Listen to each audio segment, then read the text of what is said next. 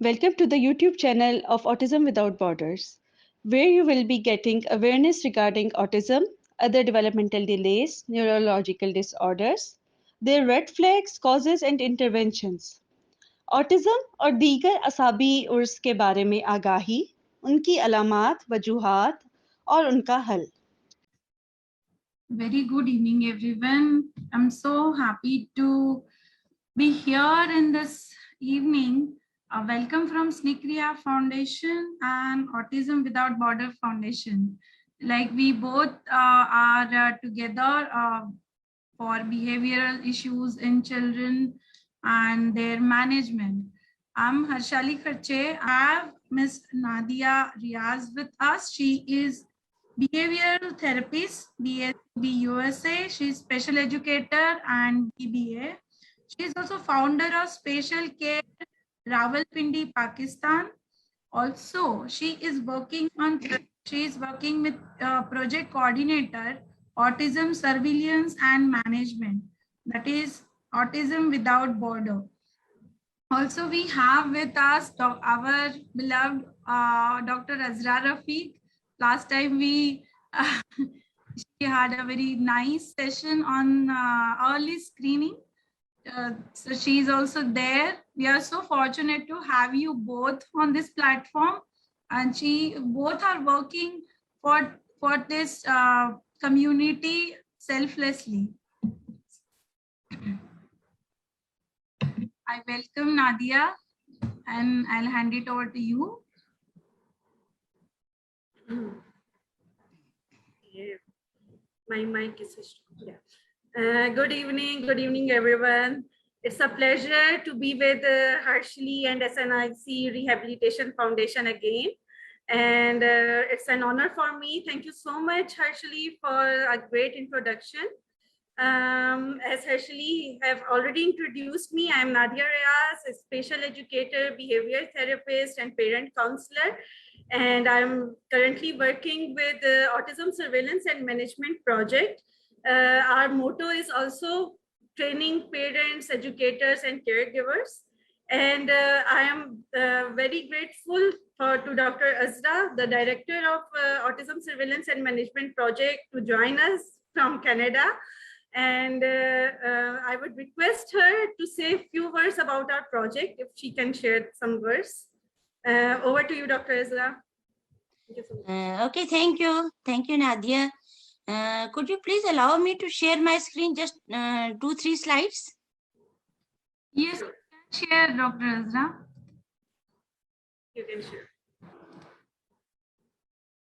I just want to instruct some to the parents. If you have any questions, please type in a chat box at the end of the webinar. So we will not be unmuting, and please keep your question generalized. We will be able to answer personal questions, individual questions in this session. Thank you. Yeah, over to you, Dr. Azra. Thank you, Ashley. Just briefly, because I don't want to take much time, our main topic is behavioral issues in children. So I just wanted to tell you about our project, and the name of the project is Autism Surveillance and Management, ASM. And we are doing under the umbrella of Autism Without Border. And actually, this is the part of preventive pediatric program. And the preventive pediatric program is, 1 minute, it is not moving. The preventive pediatric program, we briefly describe it as a physical, mental, and social well-being of children. So under the preventive pediatric program, we are doing autism surveillance and management because it covers the social issues and it covers the mental issues of the children. And it's not moving. I don't know what happened.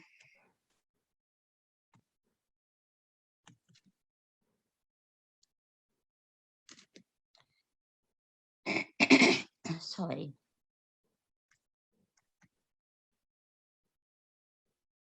And actually, under the autism surveillance and management, our main objective is to do the early diagnosis of autism, so that we can start the early intervention and we can get the best potential of the child. And under this program, we are doing actually the awareness of the autism among the healthcare providers, that is doctors, nurses, technicians, midwives.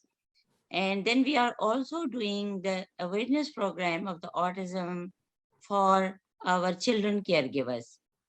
Children caregivers may include mothers, parents, grandparents, uncle, aunt, teachers, daycares, all daycare staff. So this is a briefly introduction of the ASM, because it is not, the slides are not moving, so I just describe it briefly. And then what we do, that we do the screening, as we last time we discussed it in detail, the whole screening of the ASM project. And autism spectrum disorder, how we just teach our mothers and grandmothers how to screen the children for the autism. And then we connect them to the different rehabilitation centers. So briefly, this is our introduction. Okay, thank you. Thank you, Harshli and Nadia. Thank you so much, Dr. Ezra. Harshley, with your permission, should I start now? Sure. Please go ahead.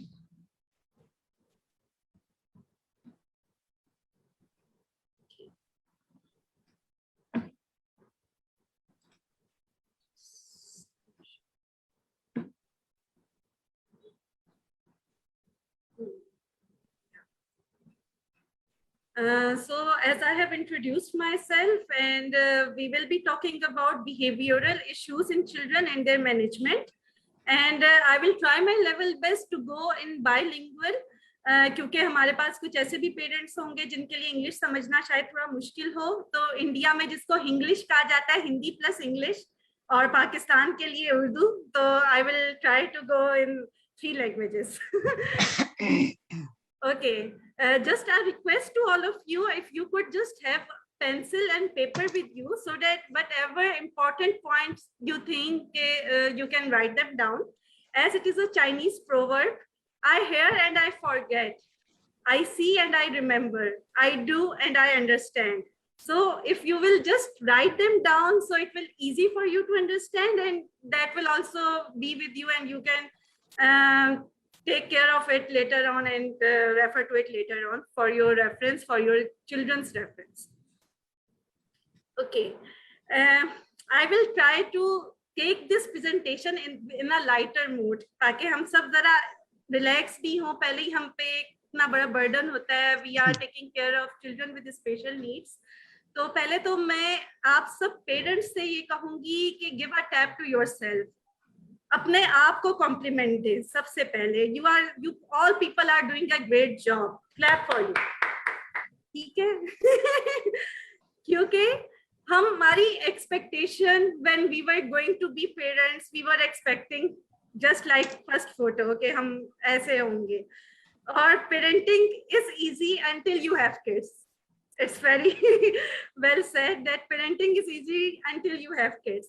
Or afterwards, you know, when you have kids, even with neurotypical kids, you face all these issues. बच्चे लड़ रहे होते हैं आपस में, behavior issues आ रहे होते हैं, different आपको मसले face करने पड़ रहे होते हैं.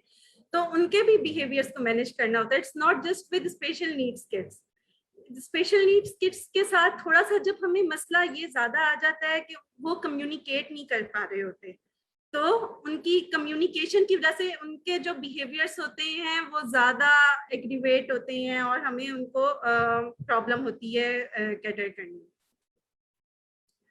As mentioned, the main issue is behavior, and a child's most developed form of communication is behavior. Behavior से वो क्या करता है, अपनी कम्युनिकेट करता है जो वो उसके अंदर फीलिंग होती है. और ये आप सब फील करते होंगे कि जो नॉन वर्बल बच्चे होते हैं उनके बिहेवियरल इश्यूज ज्यादा हो रहे होते हैं, क्योंकि वो बोल के नहीं बता सकते, तो वो अपने बिहेवियर से एक्सप्रेस करते हैं कि I am tired, I need you, I am overwhelmed, it doesn't feel right. ये वो किस तरह एक्सप्रेस करते हैं? Through their behaviours. और हम लोगों को पहचानना होता है कि वो क्या कहना चाह रहे हैं, और माँ बाप माशाल्लाह इस चीज में इतने ट्रेंड हो जाते हैं कि उनको पता होता है कि बच्चे क्या कह रहे हैं और वो पहचान लेते हैं। I'll go with presentation outline that I will be discussing about what is behavior, difference between behavioral issues and behavior disorders, reasons and functions of challenging behaviors, antecedent behavior and consequence जो ABC हमारा होता है, और techniques of managing behavior for parents and for therapists, question and answer session at the end. And as Harshali has requested you all, you can write your questions in the chat and we will try to cater them at the end of our session. और वही बात है कि general questions हो, अगर specific होंगे तो वो कुछ मसला हो जाता है, क्योंकि उसके लिए हमें प्रॉपर एक असेसमेंट के थ्रू गुजरना पड़ता है अगर हम स्पेसिफिक बच्चे की बात करते हैं। लेकिन but we will try our best कि आफ्टर दिस प्रेजेंटेशन आपके कई सवाल दूर हो जाए, उनके जवाब आपको मिल जाए इस प्रेजेंटेशन के बाद। Okay, first question is what is behaviour? Anything a person says और डज।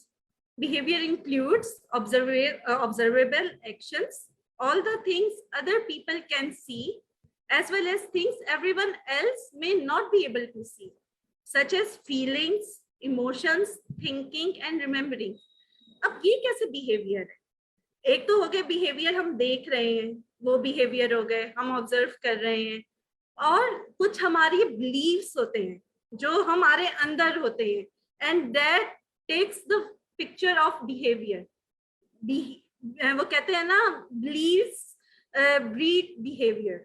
हमारे जो बिलीफ होते हैं वो हमारे बिहेवियर बनते हैं। तो हमारे जो बिलीफ्स, अक्सर हम बिलीफ्स को चेंज करने के लिए we go for different therapies, इसके लिए भी साइकोथेरेपी वगैरह के लिए हम जाते हैं। तो that changes our beliefs to polish our behaviour. उसके बाद बिहेवियर क्या है कि रिस्पॉन्स ऑफ एन इंडिविजुअल और group to an action, environment, person और स्टिमुलस। अब ये भी सेल्फ एक्सप्लेनेटरी है ये लाइन के जो एक इंडिविजुअल या ग्रुप को रिस्पॉन्स होता है किसी भी अपनी एनवायरनमेंट को। अब हमारी आजकल एनवायरनमेंट में क्या है, एक ग्रीफ सी सिचुएशन है कोरोना वायरस की वजह से, तो वो हमारे बिहेवियर्स में भी डिपिक्ट हो रही है। ऐसा है ना, क्योंकि हम लोग इतने ज्यादा ओवरवेल्म्ड हुए में हैं और हमारे सारा हमारा सिनेरियो चेंज हुआ है, हमारी वर्किंग हैबिट्स, हमारा रूटीन सब डिस्टर्ब है। जब हम बड़े होके इतने डिस्टर्ब है तो ऑब्वियसली हमारे बच्चे भी डिस्टर्ब हैं, क्योंकि उनको जो है वो ऑनलाइन क्लासेस, स्पेशली जो हमारे स्पेशल नीड्स किड्स हैं उनके लिए तो कई दफा ऑनलाइन क्लासेस वर्क नहीं करती, ऑनलाइन थेरेपी सेशंस वर्क नहीं कर रहे होते हैं, तो उनका एक पूरा रूटीन डिस्टर्ब हुआ है, जिसकी वजह से आजकल अक्सर पेरेंट्स ये कंप्लेन कर रहे होते हैं कि हमारे बच्चे के बिहेवियर्स में ज्यादा इश्यूज आ रहे हैं, ज्यादा चैलेंजिंग वो बिहेवियर हो गए।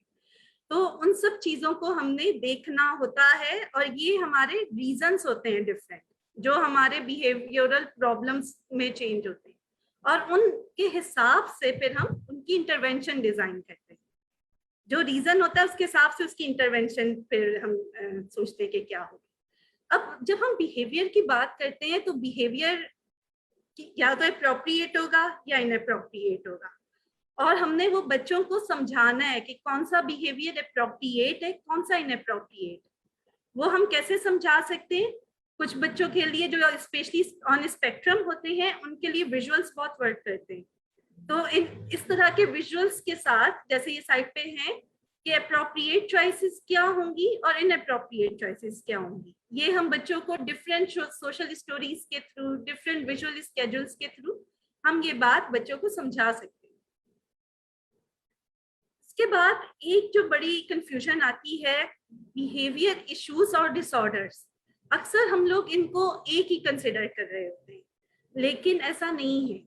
बिहेवियर इश्यूज किसी के साथ भी हो सकते हैं, हमारे साथ भी कोई ना कोई हो सकता है, हमारा कोई बिहेवियर इशू हो रहा हो और वो किसी ना किसी वजह से हो रहा हो। इस वक्त जैसे हम टेंशन में हो रहे हैं, एग्रेसिव हो रहे हैं आजकल ज्यादा, एज पर the situation going on.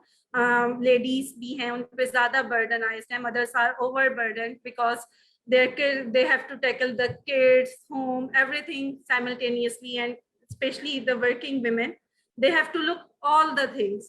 So we are also going through behavior issues these days. So behavior issue may or may not be due to underlying behavior disorder. Okay, and they may be sometimes for a very little time, which may be due to any medical issue, environmental change, fatigue, work pressure, nutritional deficiency etcetera.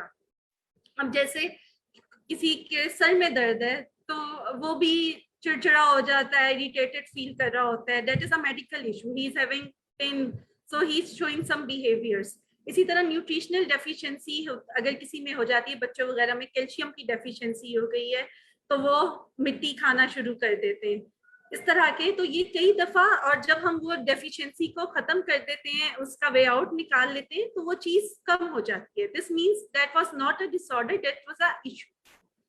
जैसे इसमें issues की example दी हुई है कि destructive behaviours, for example destroying, throwing things, harming others, for example hitting, biting, wandering, socially inappropriate behaviours, spitting कर रहा है बच्चा, inappropriate eating patterns or unhealthy eating, weaning issue in transitions, excessive screen time, ये हमारे सारे क्या आ रहे हैं, ये बिहेवियर इश्यूज हैं। अब ये एक्सेसिव स्क्रीन टाइम भी एक बिहेवियर इशू आजकल हुआ है ना, कि बच्चों का एक्सेसिव स्क्रीन टाइम होता है जिसकी वजह से उनको कितनी प्रॉब्लम्स फेस करनी पड़ रही हैं, उनकी कम्युनिकेशन पीछे जा रही है। आज स्पीच डिलेस भी अक्सर जो है एक्सेसिव स्क्रीन टाइम की वजह से हो रहे हैं। तो ये सारी चीजें हमारी आ जाती हैं बिहेवियरल इश्यूज। अच्छा, जब हम इश्यूज की बात करते हैं, बिहेवियर्स की बात करते हैं, तो हम उनको 3 कैटेगरीज में डिवाइड कर सकते हैं। जैसे red light, yellow light, green light होती है ना, तो रेड पे हम लाते हैं डिस्ट्रक्टिव बिहेवियर्स, डिस्ट्रप्टिव बिहेवियर्स, जो जैसे कि इसमें बताया है कि आपके डिस्ट्रॉइंग है, थ्रोइंग थिंग्स है, आप बच्चा सेफ्टी इश्यूज है, बाहर निकल गया, वॉन्डरिंग है, हिटिंग है, बाइटिंग है, these all are known as disruptive behaviours. उसके बाद एक आते हैं जो येलो लाइट में है, इनअप्रोप्रिएट बिहेवियर। इनअप्रोप्रिएट बिहेवियर क्या है कि जो अच्छे नहीं लग रहे होते, बच्चा स्पिटिंग कर रहा है, वो इतना मतलब हार्मफुल नहीं है, लेकिन इट डजंट सीम्स नाइस, बच्चा नेल बाइटिंग कर रहा है, इस तरह की जो भी चीजें, that comes in inappropriate behaviours. And then on green light comes appropriate behaviours. So we want कि इन अप्रोप्रिएट बिहेवियर्स पे बच्चा जाए, अप्रोप्रिएट पे जाए, लेकिन दैट गोज स्टडी, मतलब इतनी तेजी से नहीं होता, आहिस्ता आहिस्ता हमने उसमें चलना होता है।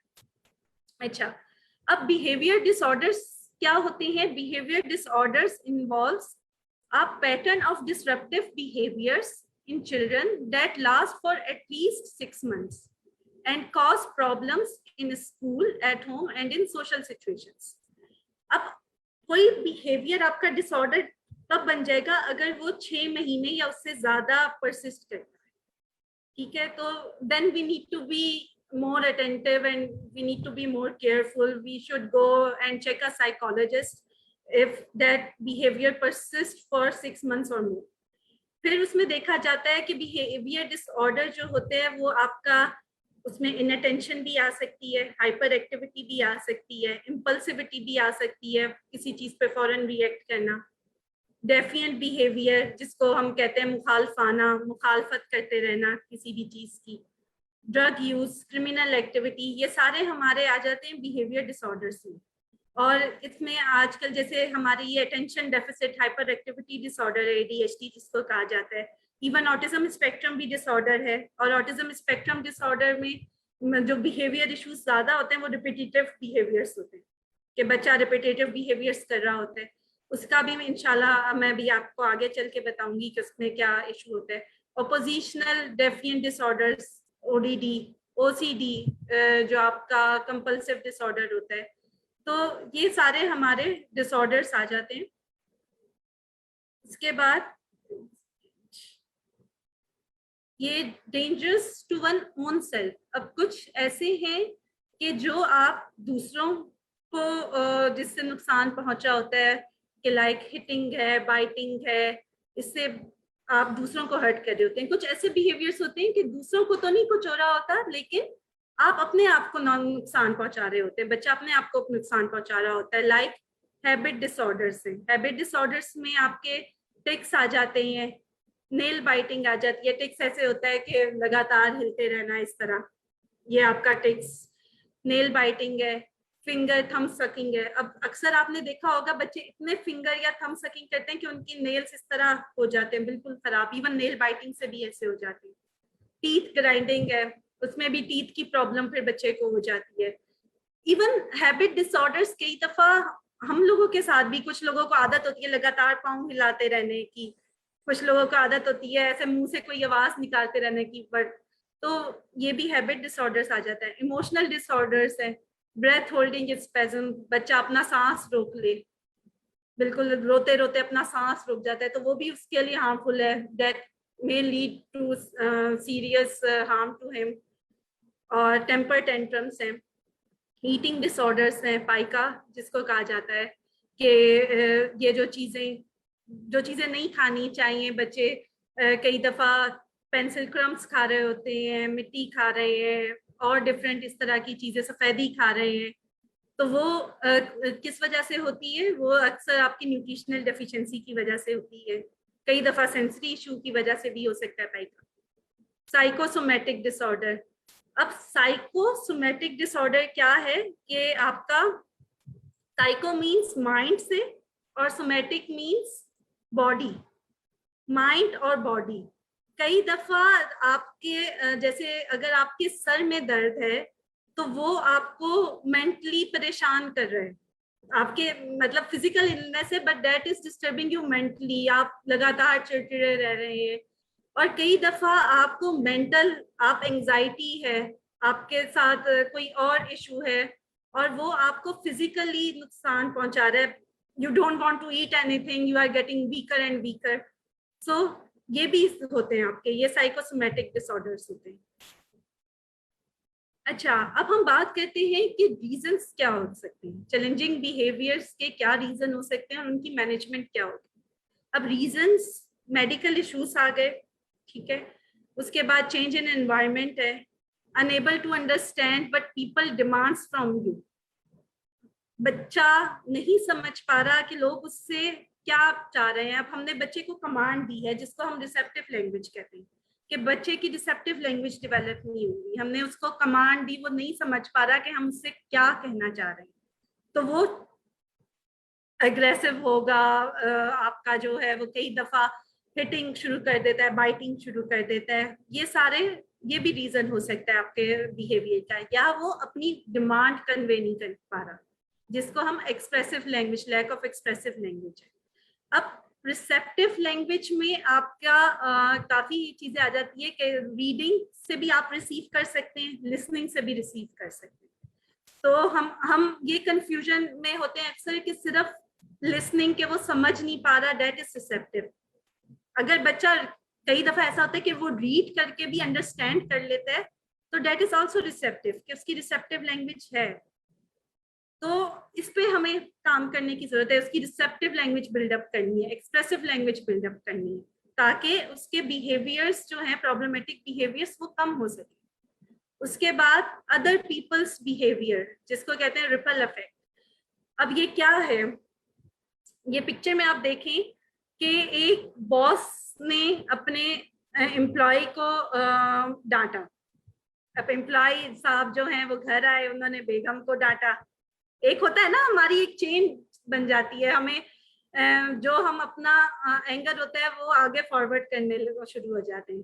बेगम ने वही चीज अपने बच्चे को डांटी, कहीं ना कहीं गुस्सा निकालना है हमें गुस्सा अंदर आ गया, अब उसको निकालना है। तो बेगम जो है वो बच्चे को, माँ अपने बेटे को वो डांट रही है, और फिर वही चीज बेटे में ट्रांसफर हुई है और बेटा अपना गुस्सा पेट पे निकाल रहा है।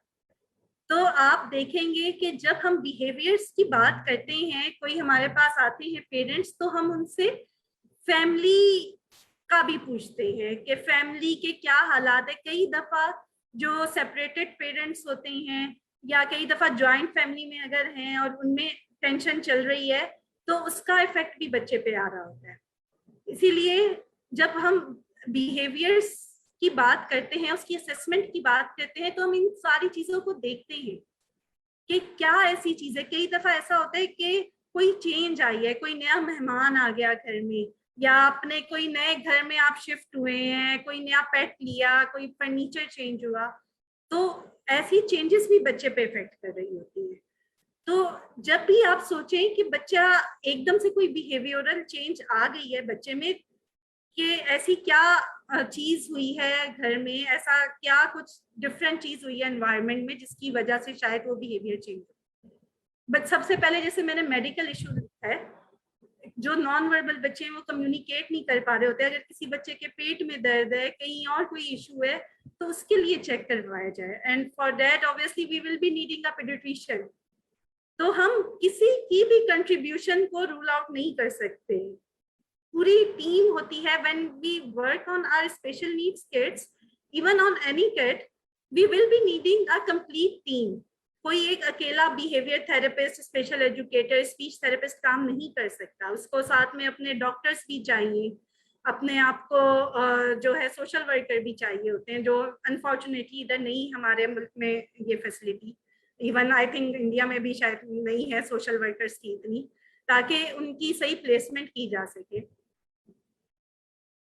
उसके बाद हम जब बिहेवियर्स की बात करते हैं तो हम देखते हैं कि फंक्शन क्या है। सबसे पहले हमने देखना है बिहेवियर का क्या फंक्शन है जिस वजह से वो बिहेवियर हो रहा है। अब 4 फंक्शंस होते हैं, ये आप अपने पास नोट डाउन कर लें, सीट के नाम से आपको याद रहेगा अगर आप सीट करेंगे। सेंसरी, स्केप, अटेंशन और टेंजिबल। हमने देखना है कोई भी बिहेवियर है तो उसकी क्या वजह है। उसके लिए हम एक सेकंड में आपको ये दिखाऊं, ये एबीसी चार्ट होता है, ये बनाते हैं हम, बच्चे का लिखते हैं कि अगर कोई बिहेवियर हुआ उससे पहले क्या हुआ, फिर वो बिहेवियर हुआ और फिर उसके बाद क्या हुआ। ठीक है, उससे हमें उसका फंक्शन पता चलता है। उसमें आपकी एक्टिविटी भी आती है कि उस वक्त बच्चा क्या कर रहा था, उस टाइम पे बच्चे की क्या एक्टिविटी, क्या वो जैसे उसका डिनर टाइम था उस वक्त हुआ, ये सारी चीजें देख के हम उसका फंक्शन निकालते हैं। अब सेंसरी में क्या होता है, provides stimulation to the pleasure zone in the brain. जो हमारा प्लेजर जोन होता है ब्रेन में, आप सब जानते होंगे कि ब्रेन में 4 हमारे पार्ट्स होते हैं, टेम्पोरल, फ्रंटल, ऑसिपिटल, ये सारे जो होते हैं इनके अपने अपने वो फंक्शन कर रहे होते हैं। तो जो अक्सर बच्चों को सेंसरी इश्यूज होते हैं, उनके बिहेवियर, जैसे एक बच्चे अगर हैंड फ्लैपिंग कर रहे हैं एक्साइटमेंट में लगातार, या कुछ भी बाइटिंग कर रहे हैं लगातार, कोई चीज माउथिंग कर रहे हैं, तो वो अक्सर सेंसरी इशू होता है। बीच घूमे जा रहे हैं, एक ही जगह पे चक्कर लगाए जा रहे हैं, इस तरह। और वो कब होते हैं, any time, specially when anxious और एक्साइटेड। अक्सर आप लोग देखते होंगे कि बच्चा जो है कोई अपने पसंद का शो देख रहा है तो वो लगातार जंपिंग किए जा रहा है, कंटिन्यूअस जंपिंग हो रही है। इसी तरह अगर वो एक्साइटमेंट में हैंड फ्लैपिंग कर रहे हैं, या इस तरह अगर वो गुस्से में हैं, कभी वो लगातार इस तरह आपको नोचना शुरू हो जाते हैं, तो ये कई दफा क्या होते हैं, सेंसरी इश्यूज होते हैं। तो इसमें वो क्या करते हैं, what to do, provide deceleration techniques and redirect to more appropriate behaviours. हम उन बिहेवियर्स को, इसी में मैं सेंसरी में रिपीटेटिव बिहेवियर्स की भी बात करती हूँ, कि जो भी जैसे रिपीटेटिव बिहेवियर्स अगर हैं बच्चे के, तो हमने उनको मना नहीं करना कि don't do like this, don't do like this, हमने उसको अप्रोप्रिएट बिहेवियर में चेंज कर देना है, उसको हमने कोई रिप्लेसमेंट बिहेवियर देना है। अब रिप्लेसमेंट बिहेवियर क्या हो सकता है, जैसे अगर बच्चा हैंड फ्लैपिंग कर रहा है, just ask him to clap, clap, redirect him. इसी तरह अगर बच्चा गोल गोल घूम रहा है तो आप उसके साथ पोएम्स पढ़ना शुरू हो जाए, round and round the wheels on the bus go round and round, या आप उसको उसी में नंबरिंग करवाना शुरू कर दें, 1 सर्कल, 2 सर्कल। बच्चा एक ही कोई चीज, कोई सीन बार बार देख रहा है तो हमने क्या करना है, उस सीन में से ही उसके लिए कोई लर्निंग तलाश कर लेनी है कि टीवी का कोई सीन है या कोई वर्बल स्टिमिंग कर रहा है, कोई वर्ड बार बार आ इस तरह बच्चे बोल रहे होते हैं, तो हम उसी साउंड से उनको वर्ड्स निकलवाना शुरू कर दें, एप्पल एप्पल इस तरह करके। तो ये चीजें हैं जिस तरह आप मैनेज कर सकते हैं। इसी तरह कुछ बिहेवियर्स ऐसे भी होते हैं कि जो बच्चा कर रहा होता है एस्केप करने के लिए किसी काम से, उसमें क्या होता है कि when task is too under stimulating, hard, easy, boring और अनडिजायर्ड, तब वो बच्चे करते हैं। उसमें हमने क्या करना है, हमने उसको provide a first then when, मतलब पहले आप ये करो फिर आपको आप चले जाएंगे, इस तरह का हम उसको ये कर दें कि हमने उससे टास्क करवानी है, we will not let him गो।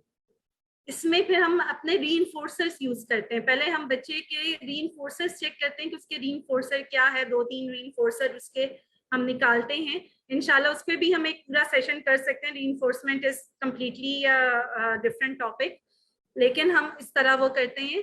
उसके बाद उसमें प्रॉम्प्ट, ऑफर, चॉइस और alter the length of task. हम ये कह सकते हैं अगर बच्चा को इरिटेट हो रहा है, हम कहेंगे ठीक है चलो आप इतना काम कर लो, then I will let you go, ठीक है, okay just do this then you will get 5 minutes break.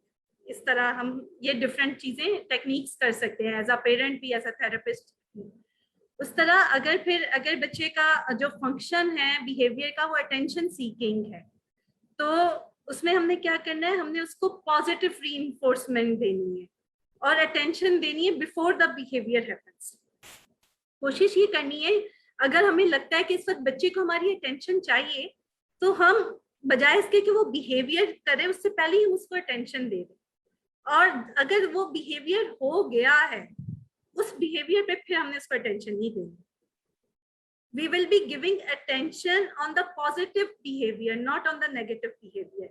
Many a times what happens कि बच्चा जो है कर रहा है, जैसे he tapped me, आज ही मेरे साथ एक सीन हुआ, I was talking to someone else and my student just tapped me, उसने मुझे इस तरह किया because he was getting my attention. I didn't give him attention at that time, और फिर मैंने जब वो बैठा फिर मैंने उसको बाद में अटेंशन दी कि look very good, good sitting, good job. तो जब बच्चा अच्छे काम कर रहा है, आराम से बैठा है, आपकी बात मान रहा है, उस वक्त आप उसको अटेंशन दें। जब वो बुरा कर रहा है उस वक्त अटेंशन ना दें। कई दफा बच्चे स्पिटिंग कर रहे होते हैं, आपको अटेंशन करवाने के लिए कोई भी गलत काम करें, उस वक्त उनको अटेंशन नहीं देंगे, जस्ट इग्नोर या उसको दूसरे रिप्लेसमेंट बिहेवियर की तरफ ले आएंगे। इसी तरह अगर बच्चा कोई चीज लेने के लिए बिहेवियर शो कर रहा है, तो उसमें हमने क्या करना है कि provide a transition activity object, increase accessibility और प्रोवाइड DRA DRO। DRA है differential reinforcement of alternative behaviour. ये थोड़ा मुश्किल हो जाएगा आप लोगों के लिए टर्मिनोलॉजीज। मतलब हमने कोई दूसरे जो चीज है, दूसरे काम पे, दूसरे बिहेवियर पे, लाइक अगर बच्चा अपनी तरफ तवज्जो दिलाने के लिए हमें हिट कर रहा है, तो हमने, या रो रहा है, हम कहेंगे उसको कहें दे दें या उसको पॉइंटिंग करवा ले, जस्ट पॉइंट के ओके चलो आपको ये चीज चाहिए ना, पॉइंट करें इसको, फिर वो बच्चा पॉइंट करेगा तो हम उसको वो दे देंगे। तो इस तरीके से हम उसमें चलते हैं। अच्छा, अब जैसे हम ABC बिहेवियर को जब अंडरस्टैंड करते हैं, मैंने एंटीसीडेंट, बिहेवियर और कॉन्सिक्वेंस का थोड़ा आपको बताया भी है कि एंटीसीडेंट क्या होता है, what happened prior to the behaviour of concern, उसके बाद बिहेवियर क्या हुआ, और उसके बाद what happened after the behaviour was demonstrated. ये चार्ट होता है। अब जिसकी एग्जांपल से ज्यादा आपको समझ आएगा कि therapist parent is talking with an other adult, अभी मैंने मिसाल भी दी। उसके बाद child throws item across the room, therapist parent looks at child and explains to him that he needs to clean the toy और starts interacting with the child again. अब ये क्या हुआ, child learns that throwing gets attention from others. बच्चा जो था वो दो लोग बात कर रहे थे, उसने कहा कि मेरी तरफ तो अटेंशन ही नहीं है, he starts throwing the objects, और जैसे ही उसने थ्रो ऑब्जेक्ट करना शुरू किए, we gave him attention and he learned कि if I will do such sort of behavior I will be getting attention. तो ये उसको नेगेटिव अटेंशन मिल गई, हमने ये नहीं देनी। अगर वो इस तरह का बिहेवियर कर रहा है, थ्रोइंग कर रहा है, तो हमने उस वक्त उसको अटेंशन नहीं देनी। कोशिश ये करनी है कि हम इस बिहेवियर के अकर होने से पहले ही उसको अटेंशन दे रहे हो। अगर एक होता है प्रोएक्टिव प्लान, एक होता है रीएक्टिव प्लान। प्रोएक्टिव प्लान ये होता है कि जो हमें पता है कि हम बिहेवियर ना करूं उससे पहले ही सोच लें कि हमने ये करना है, कि हम बच्चे को पहले ही अटेंशन दे देते, ठीक है। एक होता है रिएक्टिव, अब बिहेवियर हो गया, उसने ऑब्जेक्ट्स थ्रो करना शुरू कर दिए, उसके बाद अब हमने क्या करना है कि हमने अब उसको अटेंशन नहीं देनी है, हमने उसको रीडायरेक्ट वैसे ही किसी चीज में कर देना है, उस वक्त नहीं, थोड़ी सी 1-2 सेकंड बाद कि लेट्स डू दिस, फिर हम उससे वो चीजें भी उठवाएंगे। अगर उसने चीज फेंकी है तो हम उसी से उठवाएंगे, ताकि उसको पता हो कि yes I have done something wrong और मुझे उसको सही करना है।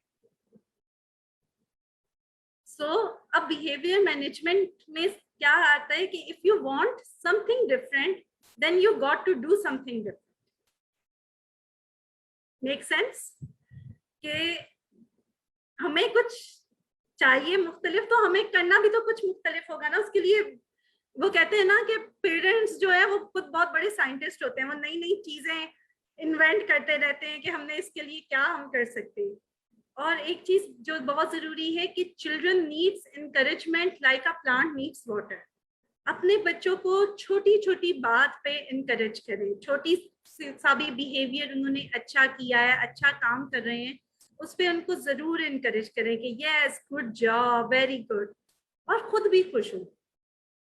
हम अगर खुद हर वक्त टेंशन में रहेंगे, अल्लाह मैं क्या करूं, बच्चा ऐसा है, what should I do when, तो हमारा जो फेस एक्सप्रेशंस होते हैं, हमारे बिलीव्स होते हैं, वो ट्रांसफर हो रहे होते हैं बच्चे में, एंड वो चीज फिर आप उनमें भी देखेंगे, वो टेंशन ट्रांसफर होती है, and then obviously because they can't express it, वो उनके बिहेवियर में शो होती है।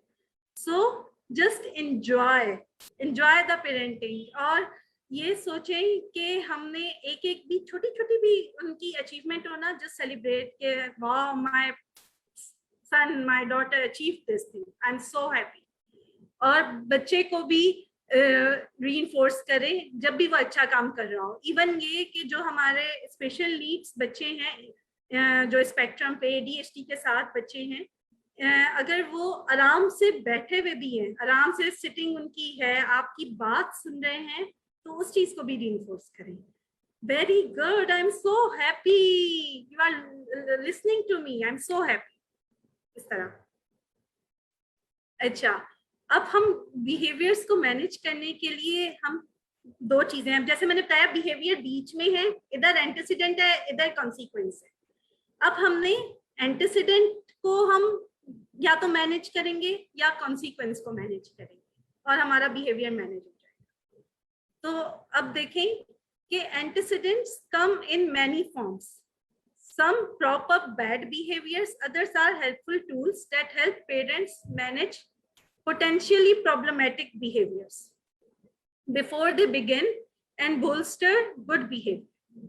मतलब हमने बिहेवियर होने से पहले ही कोशिश करनी है कि हम ऐसा काम करें कि वो बिहेवियर अगर ना हो। अब क्या करना है, एंटीसीडेंट्स जो हमने अवॉइड करने कि हम ऐसा ना करें। Assuming expectations are understood। अब हम बच्चा है, हम ये सोच रहे हैं कि उसको पता है कि भाई मैं चाह रही हूँ कि कमरा साफ हो, वो आराम से बैठा हो। बच्चे को नहीं पता, we need to tell कि I want that you should clean up your room, you should sit nicely, we need to tell him, he doesn't know, okay, this is one of the antecedent। और इसमें फिर क्या होता है, हम expect कर रहे होते हैं, बच्चा नहीं कर रहा होता, and we start like getting angry on him, ऐसा होता है ना। तो हमने ये एक्सपेक्टेशंस नहीं रखनी कि बच्चे को पहले से पता है कि व्हाट वी वांट फ्रॉम। उसके बाद calling things out from a distance, कि बच्चे को दूर से अहमद लिसन ये वो करें, इस तरह नहीं। Go near to your child, आराम से उससे बात करें, क्योंकि यू नो जो स्पेक्ट्रम पे स्पेशली बच्चे होते हैं उनको उनके आई कांटेक्ट का भी इशू आ रहा होता है, वो आपकी तरफ अटेंटिव भी नहीं हो रहे होते। Even same goes with children with ADHD। तो उनको हमने अपने पास जाना है and then talk to them, और फिर उनको बताना है। ज्यादा घरों में जब मसले क्यों होते हैं, क्योंकि माएँ बैठी हुई हैं बेड पे, फादर्स हैं दूर से चीख रहे हैं ये कर दो ये कर दो, एक क्योटिक सिचुएशन हो जाती है, एक चीखो पुकार घर में शुरू हुई होती है, बच्चे हमारी बात समझ नहीं रहे होते और हम चीखो जोर जोर से पीछे बोल रहे होते। उसके बाद ट्रांजिशनिंग विदाउट वार्निंग। अब ये क्या है कि हम किसी मेहमान के घर आए हैं, कि कहीं पार्क आए हुए हैं, तो हम बच्चे को कह रहे हैं कि लेट्स गो, चलो चलो बस हम जा रहे हैं। We didn't warn him before. So obviously if he's playing with his friends, if he's enjoying the rides, he will get angry. No, I don't want to go. He will start showing his behaviors. So what we should do, we should warn him beforehand. Now after 5 minutes we will go. ठीक है, अब उसको पता है कि थोड़ी देर बाद, या अगर वो उसको टाइम का नहीं अंदाजा, तो हम उसको कह देंगे कि we will be going after some time, so just say bye bye to your friends, इस तरह करके, ताकि उसको भी पता हो। इसमें हम अक्सर टाइमर्स भी यूज करते हैं, जो बच्चे टाइम नहीं हम देख पाते उनके लिए सैंड टाइमर्स होते हैं, वो यूज आप कर सकते हैं कि जब सैंड ये फिनिश हो जाएगा, that you can easily buy online two sand timers, तो के देन वी विल गो। इसी तरह बच्चों को, कई बच्चे होते हैं कि जो नहाना उनको बहुत पसंद होता है, पानी में रहते हैं, तो उनके लिए भी यही चीज हम यूज कर सकते हैं कि ओके ये आपका सैंड टाइमर है, ये जब खत्म हो जाएगा then you will come out. इसी तरह मैं एक जो चीज करती हूँ और आप लोग भी करते होंगे, count till 5। Okay I am counting till 5, 1 2 5 तक आपने आ जाना है। जैसे बच्चा अगर कोई टेंट्रम शो कर रहा है या कुछ, तो आप उसको इस तरह भी कर सकते हैं। उसके बाद आस्किंग रैपिड फायर क्वेश्चंस और giving a series of instructions. This also leads to problematic behaviours, क्योंकि हम जल्दी जल्दी बच्चे से कोई सवाल कर रहे हैं या जल्दी जल्दी उसको इंस्ट्रक्शन दे रहे हैं, तो बच्चे इरिटेट हो जाते हैं। हमें अब खुद भी हम अगर ये सोचें कि कोई हमसे जल्दी जल्दी सवाल कर रहा है, जल्दी जल्दी हमें कह रहा है जल्दी से ये कर दो, जल्दी से किचन साफ करो, जल्दी से तैयार हो जाओ, बच्चों को तैयार करो, तो we will get irritated. So we also need to work on these things. These are all antecedents. ये वो चीजें हैं जो हमें बिहेवियर के होने से पहले ही अवॉइड करनी है, ताकि बिहेवियर ना हो। अब हम बात करेंगे करनी क्या चीजें, ये तो अवॉइड करने की हो गई, but antecedents should be embraced. Be aware of the situation. Consider and manage environmental and emotional factors. Hunger, fatigue, anxiety or distractions can all make it much more difficult for children to rein in their behavior. अब हमने पहले से, अब बच्चे को हम लेके गए हैं 1 hour ड्राइव पे थेरेपी सेंटर, बच्चा गया है and he is hungry. So obviously he will show his behaviors. अब therapist is not getting to know कि क्या issue आ रहा है, why is child showing so much tantrums. So these things need to be considered beforehand कि हो सकता है वो he might be hungry, he might have fatigue. तो इसीलिए जो एक कोलैबोरेशन होती है, एक पेरेंट्स थेरेपिस्ट की आपस में कॉरेस्पॉन्डेंस, वो भी बहुत ज़रूरी है कि वो पूछे उनसे कि does he have his breakfast, उसने कोई फटीक तो नहीं हुई, घर में कोई ऐसी बात तो नहीं है, मेडिकली वो साउंड है। तो ये चीज़ें, अब आज जैसे मेरा एक स्टूडेंट था, he was having toothache। अब वो आए सुबह, उनकी मदर ने मुझे बता दिया, तो I treat him in that way, I didn't burdenize him, but still because I was knowing that he is having toothache, तो वो थोड़ा बेचैन हो रहा था, एंशियस हो रहा था. Then I called his mother that he is not feeling well. So these are the things कि हमें पता हो कि अगर कोई बच्चे का बिहेवियर है तो उसकी क्या वजह है, और ये इसलिए हम we should be aware of the situation. उसके बाद एडजस्ट द एनवायरनमेंट.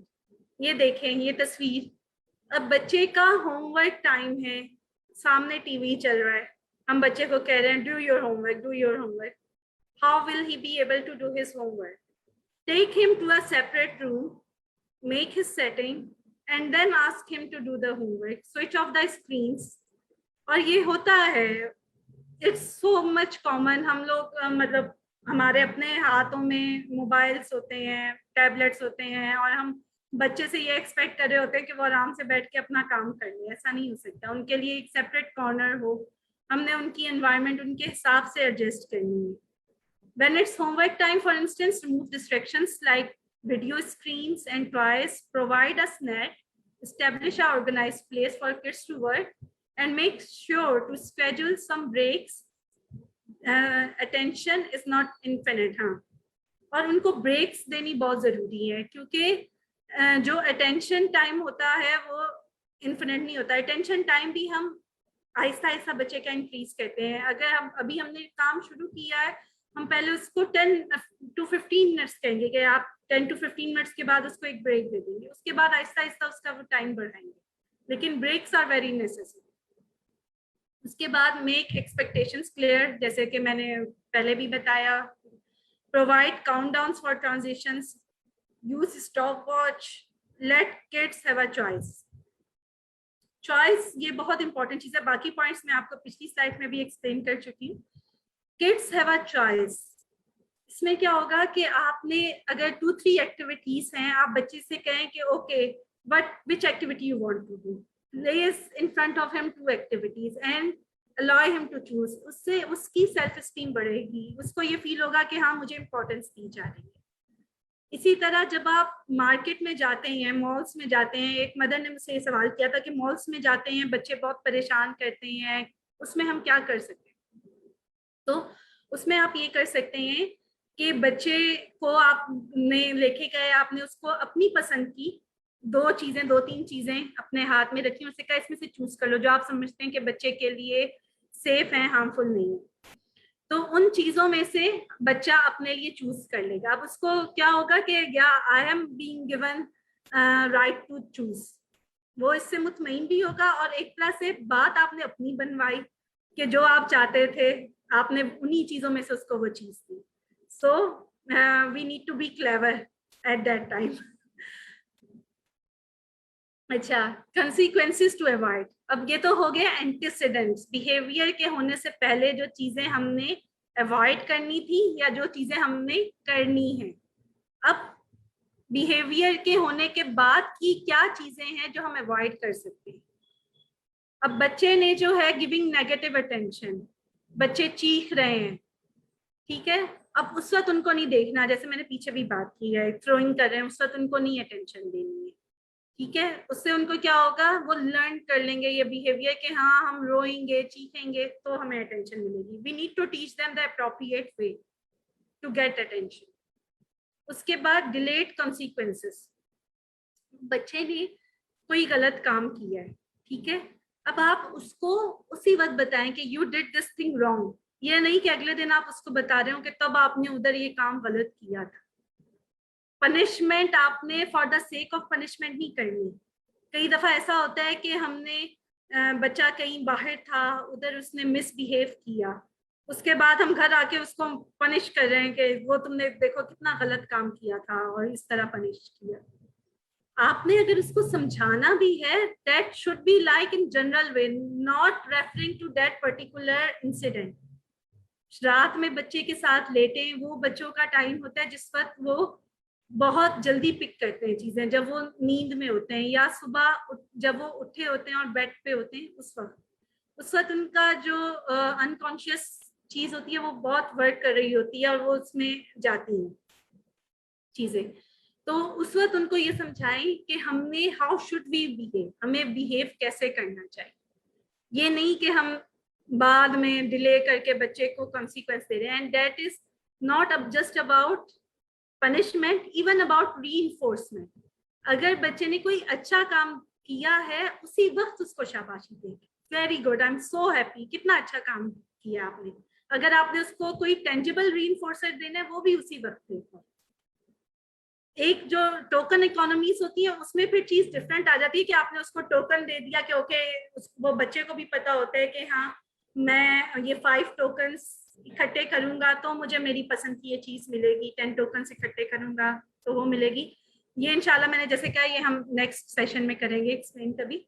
उसके बाद डिसप्रोपोर्शनेट कॉन्सिक्वेंस, ये क्या है कि मतलब कोई जरा सी बच्चे ने गलती की और हमने उसको बहुत ज्यादा सजा दी, ये भी नहीं। द रिवॉर्ड और कंसिक्वेंस शुड बी अकॉर्डिंगली। अगर कोई बहुत अच्छी अचीवमेंट की है, कोई बहुत अच्छा काम किया है, तो उसके हिसाब से, उसके लेवल के हिसाब से उतना बड़ा उसके लिए इनाम होना चाहिए।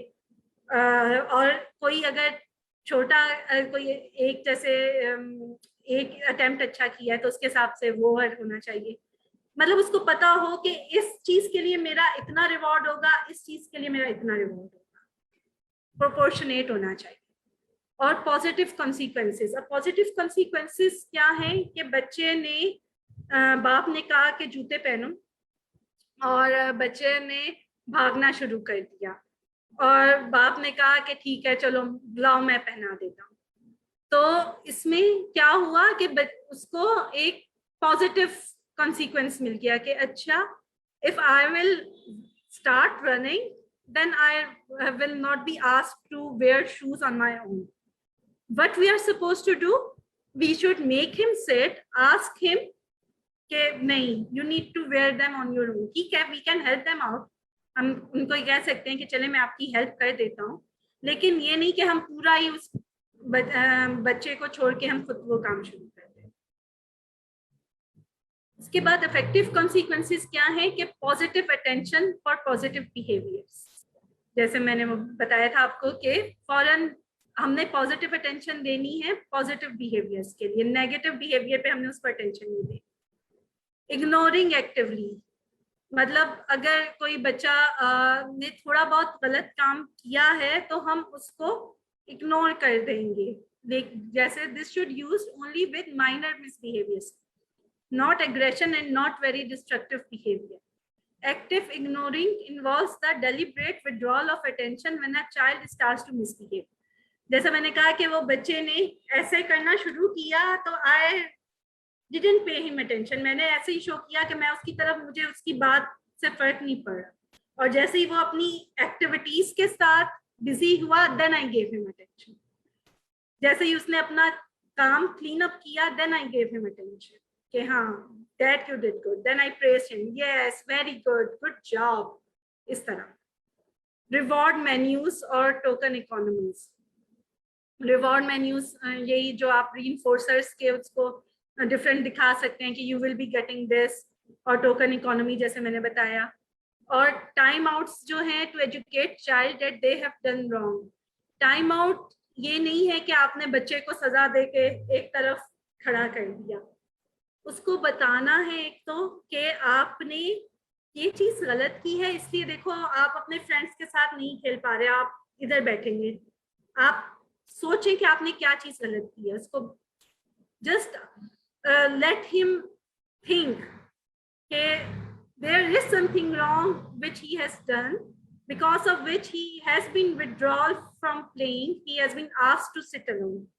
लेकिन ये नहीं है कि अगर बच्चा कोई काम कर रहा है तो we will let him go. अगर उसको टाइम आउट मिला है then when his behaviors got managed then bring him back and make him do that task. उसको हमने लीव नहीं करना कि नहीं okay you can go. हमने उसको ये पता हो कि मुझे काम, अदरवाइज वो लर्न कर लेगा कि ठीक है मैं बिहेवियर शो करूंगा, मुझे टाइम आउट मिलेगा। कई बच्चे होते हैं ना ऐसे, हमारे हम भी न्यूरोटिपिकल बच्चे भी करते हैं, उनको पता है कि अगर मैं शरारत करूंगा टीचर निकाल के बाहर खड़ा कर देंगी, हैंड रेस करवा देंगी, और मेरी काम से छुट्टी हो जाएगी, तो वो चीज़ बार बार करेंगे। लेकिन हमने ऐसा नहीं करना, हमने बच्चे को वो काम बाद में करवाना है। ये रिटर्न टू द टास्क और set rules and follow them. और जो आपने रूल सेट किया है, जैसे अगर आपने टाइम आउट का किया हुआ है कि जब बच्चा काम डाउन होगा, सही बिहेव करेगा, then he will be return back to his position, तो उसको फॉलो करें, डोंट चेंज देम। उसके बाद ये द बिहेवियर इंटरवेंशन प्लान जब हम बनाते हैं, ये अब मैंने आपको बताया, हमने सबसे पहले क्या करना है, एबीसी चार्ट बनाया। ये पेरेंट्स घर में भी सिंपल कर सकते हैं। अगर उनके बच्चे का कोई प्रॉब्लम बिहेवियर हो रहा है, तो आपने जो एबीसी चार्ट मैंने शेयर किया है उसको आप बनाएंगे। उससे आपको पता चलेगा कि अगर ये बिहेवियर कंटिन्यूसली हो रहा है तो वो किस मौके पे हो रहा है। क्या वो कोई चीज हासिल करने के लिए करता है बच्चा, या वो भागने के लिए कर रहा है, किसी चीज से अटेंशन हासिल करने के लिए कर रहा है, किस काम के लिए कर रहा है। तो उसके हिसाब से उसका हमने फंक्शन डिसाइड कर लिया, ठीक है। और अब हम उसका इंटरवेंशन प्लान बनाएंगे। अब इंटरवेंशन प्लान में क्या आता है, एक तो is developed from the students FBA, ये फंक्शनल बिहेवियर असेसमेंट, वही जो फंक्शन हमने उसका आइडेंटिफाई किया।